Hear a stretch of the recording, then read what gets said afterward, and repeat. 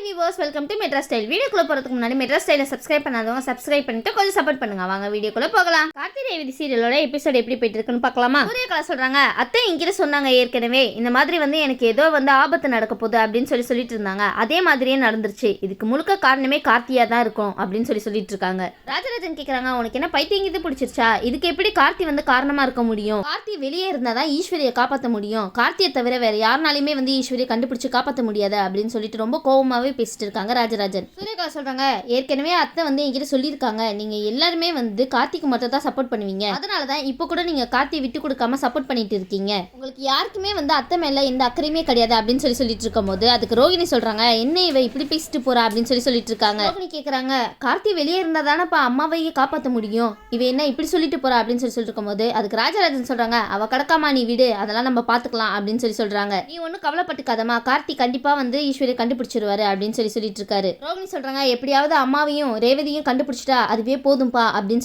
சொல்லிட்டு இருக்காங்க. நீங்க யாரும் கவலைப்பட்டுக்காதீங்க, கார்த்தி ஏற்கனவே கண்டுபிடிச்சிட்டாரு. ராஜராஜன் சொல்றாரு, சரிம்மா நம்ம பெரிய மாப்பிளைக்கு கால் பண்ணி கேளு, அவர் எங்க இருக்காருன்னு கேளுங்க அப்படின்னு கேட்டுட்டு இருக்கும் போது சரிப்பா நான் கேட்கிறேன் அப்படின்னு சொல்லிட்டு மயில் வாகனத்துக்கு கால் பண்ணி கேட்கறாங்க ரோகிணி. உடனே மயில் வாகனம் அங்க இருந்து போன் எடுத்து பேசுறாங்க. சொல்லுமா அப்படின்னு கேட்கும் போது ரோகிணி கேட்கறாங்க, என்னாச்சு அம்மாவும் ரேவதியும் கிடைச்சாங்களா அப்படின்னு கேட்டுட்டு இருக்காங்க. அதுக்கு மயில் சொல்றாரு, இல்லம்மா நாங்க இன்னும் தேடிட்டு தான் இருக்கோம், ஆனா இன்னும் அவங்களை கண்டுபிடிக்கல அப்படின்னு சொல்லிட்டு இருக்காங்க. அதுக்கு ரோகிணி சொல்றாங்க, அப்ப அவங்க ரெண்டு பேரும் எங்க தான் போயிருப்பாங்க அப்படின்னு கேட்டிருக்கும் போது மயில்வாகனம் சொல்றாங்க, இதை பார்த்தா பெரிய பிரச்சனையா இருக்கும் போலதான் தோணுது. உடனே ரோகிணி, அம்மாவும் ரேவதியும் சீக்கிரமா வீட்டுக்கு திரும்பி வரணும் அப்படின்னு சொல்லிட்டு அந்த கடவுள் கிட்ட வேண்டிட்டு இருக்காங்க. கார்த்தியும் மயில்வாகனமும் ரேவதி ஈஸ்வரி இருக்கிற இடத்துக்கு போயிடுறாங்க. அந்த செங்கச்சூளையில பத்த வைக்க வரவங்கள உடனே ஸ்டாப் பண்ணிடுறாங்க கார்த்தியும் மயில்வாகனமும். கார்த்தி சொல்றாங்க, நிறுத்துங்க, இதை எரிக்க வேண்டாம், உள்ள ரெண்டு பேரும் மாட்டிட்டு இருக்காங்க அப்படின்னு சொல்லிட்டு எல்லாத்தையுமே சொல்லிட்டு இருக்காரு கார்த்தி. உடனே கார்த்தி ரேவதியும் ஈஸ்வரியும் காப்பாத்திட்டு வெளியே கொண்டு வராங்க. கொண்டு வந்துட்டு மூஞ்சில தண்ணி தெளிச்சிட்டு இருக்காங்க. தண்ணி தெளிச்ச உடனே ஈஸ்வரி எந்திரிச்சிடுறாங்க. உடனே கார்த்தி ஈஸ்வரியை பார்த்துட்டு, அத்தை உங்களுக்கு எது இல்லல, நீங்க நல்லா இருக்கீங்களா அப்படின்னு சொல்லிட்டு ரொம்பவே கேர் பண்ணி விசாரிச்சுட்டு இருக்காரு.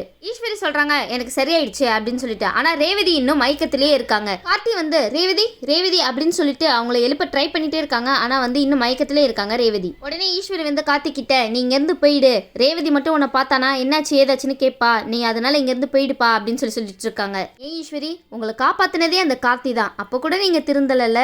கார்த்தியும் சரியத்த அப்படின்னு சொல்லிட்டு அந்த இடத்த விட்டு கிளம்பிடுறாரு. ஏன் கார்த்தி நீங்க இப்படி பண்றீங்க, நீங்க ஏன் போகணும், நீங்க ரேவதியோட உயிரை காப்பாத்திருக்கீங்க, நீங்க எதுக்கு போகணும் சரின்னு சொல்லிட்டு கார்த்தியும் கிளம்புறாரு. உடனே ரேவதி கார்த்தி கிளம்புறதுக்குள்ள கண் முழிச்சிடுறாங்க. ரேவதி உடனே கார்த்தியை பாத்துறாங்க. சார் நீங்க இங்க என்ன சார் பண்றீங்க, நீங்களே எங்க உயிரை காப்பாத்தினது அப்படின்னு கேட்டு இருக்காங்க. ஈஸ்வரி என்னது சாரா, என்ன சொல்லிட்டு இருக்க ரேவதி, நீனு எப்படின்னு சொல்லிட்டு இருக்க அவரை அப்படின்னு சொல்லிட்டு ரொம்பவே அதிர்ச்சி ஆகுறாங்க. உடனே ரேவதி சொல்றாங்க, ஆமாமா இவர் தான் எங்க எம்டி சார் அப்படின்னு சொல்லிட்டு இருக்காங்க. இவர் தான் நம்ம உயிரை காப்பாத்தினாரா? அப்போ மயில்வாகனம் சொல்றாங்க, ஆமா ரேவதி இவங்க தான் உங்களோட உயிரை காப்பாத்தினாரு அப்படின்னு சொல்லிட்டு இருக்காங்க. ரேவதிக்கு இதை கேட்டு சந்தோஷம் தாங்கவே முடியல. இவர் தான் எங்களை காப்பாத்தினாரா அப்படின்னு கேட்டுட்டு இருக்காங்க. அதுக்கு ரேவதி சொல்றாங்க, ரொம்ப தேங்க்ஸ் சார், என்னையே எங்க அம்மா உயிரை காப்பாத்திருக்கீங்க, அதுக்கு உங்களுக்கு எவ்வளவு தேங்க்ஸ் சொன்னாலும் பத்தாது சார் அப்படின்னு சொல்லிட்டு இருக்கும் போது ஆபீஸ் வரலனோடனே எனக்கு ஏதோ பிரச்சனைன்னு தெரிஞ்சுக்கிட்டு எங்களை காப்பாத்துறதுக்காக நீங்க இவ்வளவு தூரம் வந்திருக்கீங்க, அதுக்கு நான் உங்களுக்கு பெரிய நன்றி கடன் பட்டிருக்க சார் அப்படின்னு சொல்லிட்டு இருக்காங்க ரேவதி. கார்த்தி சரி நான் கிளம்புறேன் அப்படின்னு சொல்லும்போது அதுக்கு ரேவதி சொல்றாங்க, என்ன சார் கிளம்புறேன்னு சொல்றீங்க, என்னையும் எங்க அம்மாவையும் பெரிய ஆபத்துல இருந்து காப்பாத்திருக்கீங்க, இப்போ சாதாரணமா போயிட்டு வரேன்னு சொல்லிட்டு போறீங்களே, எங்க வீட்டுல ஒரு வேலை சாப்பிட்டு போங்க சார் அப்படின்னு ரேவதி ரொம்ப பாசமா கூப்பிடுறாங்க கார்த்தியை. அதுக்கு ஈஸ்வரி சொல்றாங்க,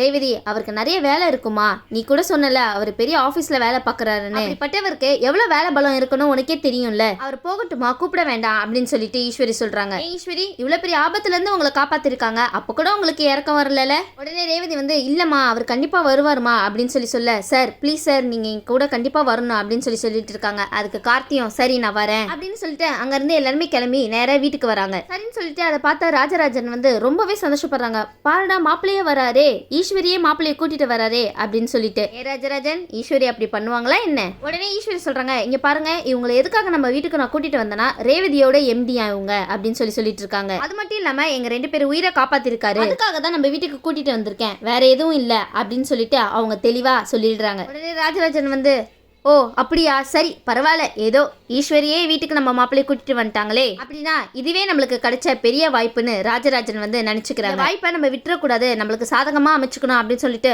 வாங்க சார் வாங்க உட்காருங்க அப்படின்னு சொல்லிட்டு ராஜராஜன் வரவேற்கிறாரு கார்த்தியை. உடனே கார்த்திக்கு தண்ணி கொடுக்குறாங்க ரேவதி. சார் ஒரு 5 minutes வெயிட் பண்ணுங்க சார், நானே என் கையால உங்களுக்கு சமைச்சு எடுத்துட்டு வரேன் அப்படின்னு சொல்றாங்க. இதை பார்த்துட்டு ராஜராஜன் ரொம்பவே சந்தோஷப்படுறாங்க. இன்னும் ரேவதி ஆள் மனசுல கார்த்தி இருக்காரு அப்படின்ட்டு. அதனாலதான் ரேவதி கார்த்தியை பார்த்ததுமே அவ்வளவு அவ்வளவு சந்தோஷப்படுறா. இன்னொரு பக்கம் சூரியகலாவும் அதிகாரியும் வீட்டுக்கு வந்துடுறாங்க. உடனே சூரியகலா சொல்றாங்க, சார் இங்க பாருங்க சார், இவர் தான் சார் எங்க அத்தையை கடத்திட்டு போனது அப்படின்னு சொல்ல உடனே அதிகாரிங்க அங்கிருந்து வந்துட்டு, சார் நீங்க தான் ஈஸ்வரி அம்மாவையும் ரேவதியும் கடத்தினதா எங்களுக்கு தகவல் வந்திருக்கு சார், அதுக்காக நாங்க உங்களை கைது பண்றோம் சார் அப்படின்னு சொல்லிட்டு இருக்கும்போது கார்த்தி வந்து, என்ன சொல்றீங்க, நான் கடத்தினா? உடனே சூரியகலா வந்து, ஆமாண்டா நீதான் எங்க அத்தையை கடத்தினது. எங்க அத்தை வந்து முன்னாடியே சொல்லிட்டாங்க, இந்த மாதிரி கார்த்தினால எனக்கு ஏதோ பிரச்சனை வரப்போகுதுன்னு, அதனால நீதான் இவ்வளவு பெரிய ஆபத்தை உண்டாக்கி இருக்க, இதுக்கு எல்லாருமே காரணம் நீதான், அதனாலதான் உன்னை அதிகாரிங்க புடிச்சிட்டு போக வந்திருக்காங்க அப்படின்னு சொல்லிட்டு இருக்காங்க. உடனே வந்து கார்த்தி ரொம்பவே ஷாக் ஆகுறாங்க. உடனே ஈஸ்வரி வந்துட்டு, சூரியகலா நீ கொஞ்சம் அமைதியா இருக்கியா? உடனே அதிகாரிங்க சொல்றாங்க, மேடம் இவங்க வந்து உங்களை கடத்தினதுக்காக இவங்களை வந்து நாங்க கைது பண்றோம் சரின்னு சொல்லிட்டு அதிகாரிங்க வந்து கார்த்தியை வந்து கைது பண்ண வரும்போது அங்க இருந்து ரேவதி வராங்க. உடனே ரேவதி வந்து, நிறுத்துங்க என்ன பண்றீங்க அப்படின்னு சொல்லி கேட்கும்போது சூரியகலா அங்க இருந்து சொல்றாங்க, ரேவதி உங்களை கடத்தினதுக்கு இவன் தான் காரணம் அப்படின்னு சொல்லிட்டு இருக்காங்க சூரியகலா. அதனாலதான் இந்த அதிகாரிங்க அவனை பிடிச்சிட்டு போறதுக்காக வந்திருக்காங்க அப்படின்னு சொல்லும்போது அதுக்கு ரேவதி வந்து, என்ன சொல்லிட்டு இருக்க நீ? உடனே ரேவதி சொல்றாங்க, சார் நீங்க எந்த ஆதாரத்தை வச்சு அவங்களை கைது பண்ணணும்னு சொல்றீங்க? அவர் தான் எங்க 2 பேரையுமே காப்பாத்தி எங்க வீட்டுக்கு கூட்டிட்டு வந்ததே, யார் சொல்லி நீங்க வந்து அவரை கைது பண்றீங்க அப்படின்னு சொல்லி கேட்டுட்டு இருக்காங்க. வேற யாரு, எல்லாம் நம்ம சூரியகலாவோட வேலைதான், தப்பு பண்றாரு அப்படின்னு சொல்லிட்டு வந்து நிக்கிறீங்க அப்படின்னு சொல்லி கேட்கும்போது, மேடம் இந்த சூரியகலா தான் மேடம் கம்ப்ளைண்ட் கொடுத்திருக்காங்க, நீங்க 2 பேரும் காணாம போயிருக்கீங்க, அதுக்கு காரணம் இவர் தான் அப்படின்னு சொல்லிட்டு இருக்காங்க. உடனே ரேவதி வந்து, சார் அவங்க சொல்றது முழுக்க பொய்யான விஷயம், நாங்க 2 பேரும் உயிர் பொழைச்சு இங்க நிக்கிறதுக்கு காரணமே இவர் தான் சார், உங்க மேல தேவையில்லாம பொய் பழிய போட்டிருக்காங்க சார் அப்படின்னு சொல்லி ரேவதி சொல்ல அதுக்கு அதிகாரிங்க வந்து, சாரி மேடம் நாங்க ராங் இன்ஃபர்மேஷன் வச்சு வந்துட்டோம், சாரி மேடம் அப்படின்னு சொல்ல அதுக்கு ரேவதி சொல்றாங்க, சரி இங்க இருந்து நீங்க கிளம்புங்க அப்படின்னு சொல்லிட்டு இருக்காங்க. உடனே அதிகாரிங்க எல்லாருமே அங்க இருந்து கிளம்பி போயிடுறாங்க. உடனே ஈஸ்வரிக்கு இதை பார்த்துட்டு ரொம்பவே ஷாக் ஆயிடுது. உடனே சூரியகலாக்கு என்ன நடக்குது ஏது நடக்குதுன்னே தெரியல, நம்ம எவ்வளவு கஷ்டப்பட்டு கூட்டிட்டு வந்தோம், எல்லா பிளானுமே இப்படி சொதப்பி போயிடுச்சே அப்படின்னு சொல்லிட்டு ரேவதியை பார்த்துட்டு, ரேவதி ஏன் நீ இப்படி பண்ண, உங்களை கடத்தினதே இவன் தான், அது தெரியாம நீ இப்படி பண்ணிட்டு இருக்க அப்படின்னு சொல்லி கேட்க, அவன் எப்படிப்பட்டவன்னு உனக்கு முதல்ல தெரியுமா, அது தெரியாம நீ அவனுக்கு இவ்வளவு பெரிய சப்போர்ட் பண்ணி எல்லாத்தையுமே வந்து சொதப்பி வச்சுட்ட அப்படின்னு சொல்லி கேட்க ரேவதிக்கு ரொம்ப கோவம் வந்து, இங்க பாருங்க மேடம் நீங்க இப்போதைக்கு இந்த வீட்டுக்கு ஒரு கெஸ்டா தான் வந்திருக்கீங்களே தவிர உங்களுக்கு இங்க என்ன நடக்குதுன்னு பத்தி எதுவுமே தெரியாது, எதுவுமே தெரியாம தேவையில்லாம ஒருத்தர் மேல பழி போடுறது ரொம்பவே தப்பு, இவரு என்னோட எம்டி சார், இவரை பத்தி எனக்கு எல்லாமே தெரியும், நான் இன்னைக்கு ஆபீஸ் வரலன்னு தெரிஞ்சுக்கிட்டு ஏதோ பெரிய ஆபத்துல சிக்கிருக்கேன்னு அவருக்கு தோணி எனக்கு வந்து காப்பாத்திருக்காரு, ஆனா நீ என்னன்னா அவர் மேலேயே இவ்வளவு பெரிய பழி போடுற, இதோட எல்லாத்தையுமே ஸ்டாப் பண்ணிக்கோ அப்படின்னு சொல்லிட்டு ரேவதி ரொம்ப கோவமாவே பேசுறாங்க. உடனே சூரியகலா வந்து, என்னடா இவ இப்படி பேசிட்டு இருக்கா, இப்ப நம்ம கார்த்தி சொல்லிட்டு இருக்காரு, சரி இதோட இந்த பிரச்சனையை விட்டுருங்க, இதை பத்தி இனிமே யாரும் பேச வேணாம் அப்படின்னு சொல்லிட்டு இருக்காரு. உடனே ரேவதி சொல்றாங்க, சார் நீங்க வேணா இதை வந்து பெரிய விஷயமா எடுத்துக்காம சாதாரண விஷயமா எடுத்திருக்கலாம், ஆனா எனக்கு இது ரொம்ப பெரிய விஷயம் சார், இவங்க பண்ணது ரொம்பவே தப்பு, அவங்க பண்ண தப்புக்கு கண்டிப்பா அவங்க தண்டனையை அனுபவிச்சுதானே ஆகணும். ஈஸ்வரன் வந்து உடனே ரேவதியை பார்த்து சொல்றாங்க, ரேவதி விடுமா, அவசரத்துல கோவப்பட்டு எதையும் நம்ம முடிவு பண்ணக்கூடாது, நீ அந்த வீட்டுக்கு மருமகளா போக போறோமா, இந்த நேரத்துல அவங்க மேல இப்படி எல்லாம் கோவப்படக்கூடாது. உடனே ரேவதி சொல்றாங்க, சரிமா அதுக்காக இவங்க பண்ணது சரின்னு ஆயிடுமா, இவங்க பண்ணது ரொம்ப பெரிய தப்புமா, இவரை நம்ம உயிரையே காப்பாத்திருக்காரு,